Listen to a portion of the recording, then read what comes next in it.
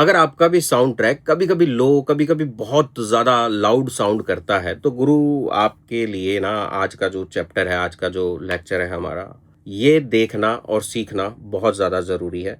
हाय, मेरा नाम है शेखर और स्वागत है आपका मेरे इस यूट्यूब चैनल पर, जहाँ पर हम लोग सीख रहे हैं एफएल स्टूडियो में ज़ीरो टू प्रो। ये सीरीज़ चल रही है हमारी और काफ़ी सारे हमारे लेक्चर्स हो भी चुके हैं। होपफुली आप लोग प्रैक्टिस कर रहे होंगे। तो आज हम लोग बात करने वाले हैं कंप्रेशन की, कंप्रेसर की, कि आखिर ये क्यों यूज़ किया जाता है। तो आ जाते हैं सबसे पहले हमारी कंप्यूटर स्क्रीन की तरफ कि आज हम क्या-क्या सीखने वाले हैं। तो सबसे पहले तो भैया ये कंप्रेसर होता क्या है, इसके बारे में जानना बहुत ज़्यादा ज़रूरी है।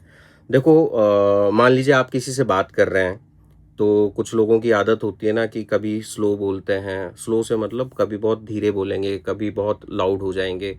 तो वो जो ऊपर-नीचे वाला जो रेशो है, जो उनके बोलने का एक वॉल्यूम है, उसे मैनेज करना, उसे एक ऐसे पॉइंट पे लेके आना जहाँ पर हमें वो नीचे वाला जो साउंड है, वो थोड़ा-सा बढ़ के सुनाई दे और ऊपर वाला जो साउंड है, वो थोड़ा-सा कम होके सुनाई दे। तो कानों में जो ये दिक्कत आती है हार्शनेस वाली, वो खत्म हो जाए। तो ऐसे ही हम लोग सॉफ्टवेयर में जब एफएल स्टूडियो में काम करते हैं या किसी भी डॉ पे काम करते हैं, तो हमें कंप्रेसर यूज़ करना पड़ता है बहुत सारी जगह पे। एनीवेज़, तो कंप्रेसर में आज हम लोग क्या-क्या कवर करने वाले हैं, हम लोग सबसे पहले सीखेंगे कि डायनामिक्स क्या है, समझेंगे कि एक्चुअली होता क्या है डायनामिक्स, रेशो क्या होता है, थ्रेशोल्ड क्या है, अटैक क्या है, रिलीज़ क्या है और मेकअप गेन क्यों ज़रूरी है और होती क्या है। तो चलिए सबसे पहले बात करते हैं डायनामिक्स की।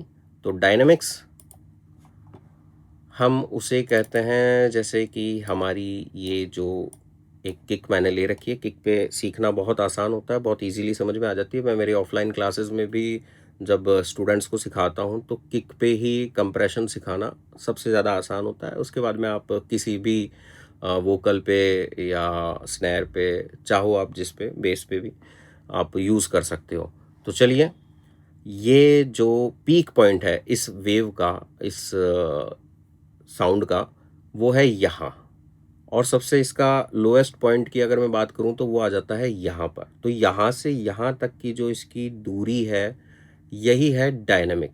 और इन्हीं को इक्वल बोलना गलत होगा, इन्हीं को एक मिड रेंज में लाना ही कंप्रेशन है। तो चलिए, कंप्रेशन की जब बात हो रही है तो हम कंप्रेसर पे आ ही जाते हैं। मैंने इसे 4 नंबर पे रूट किया हुआ है। रूटिंग आपको मैंने पिछले से पिछले वाले लेक्चर में बताई थी। अगर नहीं देखी है तो आप लोग जाके देख सकते हैं। तो ये 4 नंबर पे रूट हो रखा है और मैंने फ्रूटी लिमिटर, लिमिटर के नाम से कंफ्यूज नहीं होता है, कंप्रेसर और लिमिटर दोनों एक साथ ही आते हैं। हमने कंप्रेसर पे क्लिक किया, यहाँ पर लिमिटर है, हमने कंप्रेसर पे क्लिक किया क्योंकि आज हम लोग कंप्रेसर की ही बात कर रहे हैं। जिस दिन मैं लिमिटर बताऊंगा आपको, उस दिन हम लिमिटर की बात करेंगे। लिमिटर, कंप्रेसर आपने सीख लिया, लिमिटर अपने आप आ जाएगा। तो चलिए जी, तो हम लोगों ने बात करी थी थ्रेशोल्ड, रेशो, अटैक और रिलीज़ की। तो ये है रेशो, मैं इसे रीसेट कर देता हूँ सभी को। और ये है अटैक, ये रिलीज़, ये थ्रेशोल्ड और ये रही गेन। तो चलिए एक बार सुनते हैं हम हमारी इस किक को।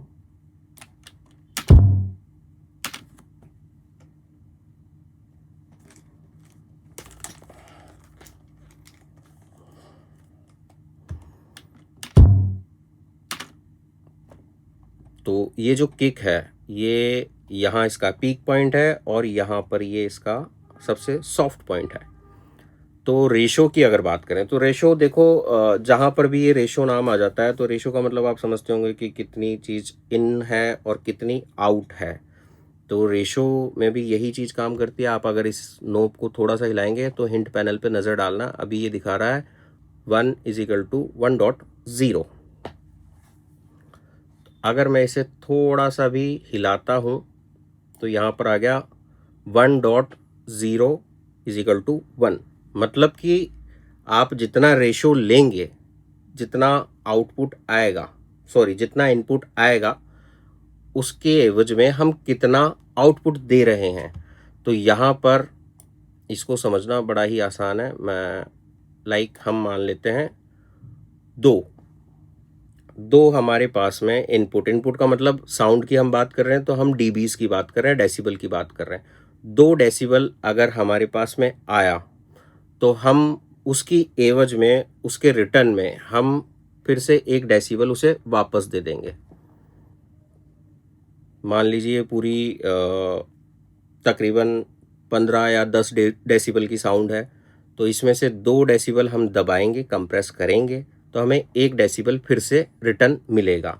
इसको बहुत आसान भाषा में अगर मैं आप समझाऊं तो कंप्रेसर को समझना, एक बाल्टी में पानी लेते हैं, एक मग लेते हैं और मग को पानी भरे बिना या थोड़ा बहुत पानी उसमें भर के उल्टा रखते हैं और दबा के हम नीचे पैंदे तक जब ले जाते हैं, तल तक जब ले जाते हैं और एकदम से छोड़ते हैं तो वो फिर से बैक आता है।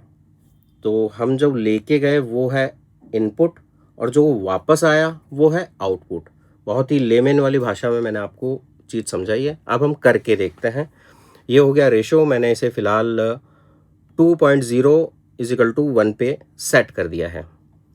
तो ये हुई रेशो की बात। अब एक बार हम सुनते हैं साउंड को। ठीक है जी। अब आ जाते हैं थ्रेशोल्ड पे। थ्रेशोल्ड क्या करता है, हम इसे जैसे ही नीचे करते चले जाएंगे, आप एक तरफ देखना जो हिंट पैनल है अपना, वहाँ पर दिखा रहा है -4.8। मैं इसे ले जाता हूँ 10 पे, फिर मैं बताता हूँ आपको ये क्या है और क्यों हमें यूज़ करना है। चलिए जी, 10 पे हम ले गए हैं। ये जो ब्लू वाली लाइन है या यहाँ से उठ के नीचे आ गई है। अब इसका सीधा सीधा मतलब ये है कि कहाँ से हमारा कंप्रेशन स्टार्ट होगा।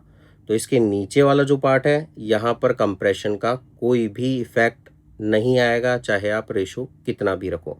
इसके ऊपर वाले पार्ट पे ही, मतलब हम देखा जाए तो 10 dB तक ही कंप्रेशन का यूज़ करेंगे और 10 dB पे हमने 2.0 = 1 का कंप्रेशन लगाया है। तो इसका मतलब क्या हुआ, 10 का आधा हमें वापस मिल जाएगा। 10 का लगाया है तो 10 का आधा हमें वापस मिल जाएगा।